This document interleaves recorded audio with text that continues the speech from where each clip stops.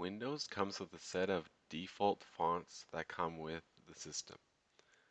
For example, in Microsoft Word, you have this list of fonts. But if you want to add a new font, for example, Helvetica, which isn't installed by default, what you can do is open up your web browser and just search for the font. What I just did Helvetica font download, and then it just brought me to this page. And then I will download this font. It's downloading here at the bottom. I will open this up, extract all. Then here are the different fonts. So say I just want Helvetica standard one. So what I'll do is I'll have my second window over here.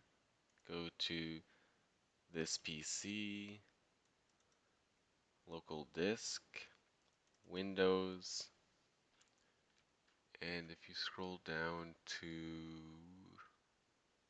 fonts, and here is a list of all fonts installed on your system. So all you have to do is click and drag your downloaded font into this folder, and it will automatically install that font. Then if you scroll down, you'll see Helvetica regular right there. Now if we go back to some word processing such as Microsoft Word or Adobe, you can start writing, and then you can change the font to Helvetica. And now you can use whatever font you want. Just look up free font download online, and you can pick and choose whichever font you want and install it on your system.